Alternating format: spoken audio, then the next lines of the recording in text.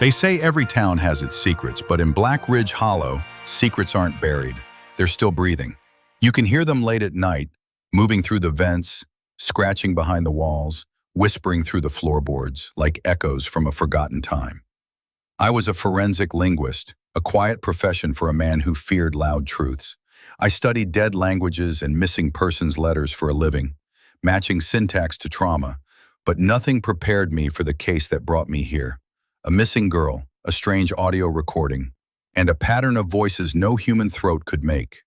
It began on the edge of the hollow, where the radio tower bends unnaturally east, like it's listening to something it shouldn't. Local rangers found her tent slashed from the inside. No blood, no signs of struggle, just a recorder still running. And a pattern of breathless, low murmurs no one could decipher. They sent it to me thinking it was a code, but what I heard wasn't meant to be decoded. It was meant to be obeyed. That night, I stayed up trying to isolate frequencies. One whisper stood out, layered, guttural, pulsing with an irregular rhythm like speech filtered through ancient water. I reversed it, and that's when I heard my name. Not once, not shouted, whispered, like the speaker had been watching me long before I pressed play. I paused the tape and stared into the dark reflection of my screen. I felt something staring back. Something behind me that didn't move when I turned around. The hollow isn't just a place. It's a mouth. It swallows people, thoughts, time. And sometimes, if you're still enough, it speaks back. I should have stopped there, sent the tape back, told the police it was inconclusive. But a voice, not from the tape, but inside me, told me to keep listening. A compulsion like gravity for the soul. That's how it starts. That's how it started for her too. This isn't a ghost story. It's a frequency, one that lives in silence, feeds on curiosity, and replicates through the mind like static.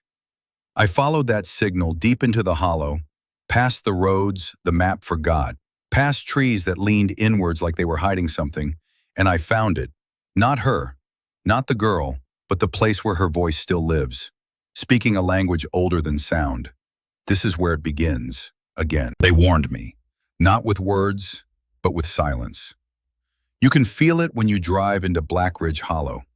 It's like the radio waves thin out, as though sound itself gets cautious. My car stereo stopped working 20 minutes before I reached the town line. Not broken, just quiet. Like the air refused to carry sound anymore. I should have turned around when the GPS looped my destination back onto itself. Should have taken the hint when I passed the same crooked pine tree 3 times on a straight road. But no, I had to be curious. I had to prove it was all just myth and misinterpretation. That's what arrogance does to men like me, turns warnings into puzzles. I checked into a small dead motel called the Still Pines. Only one room available, not because the others were full, but because the others were sealed shut. Nailed, bolted, and spray-painted with red X's like plague doors. The clerk, a pale man who didn't blink once, handed me the key without a word. His eyes lingered too long on the scar behind my ear. The one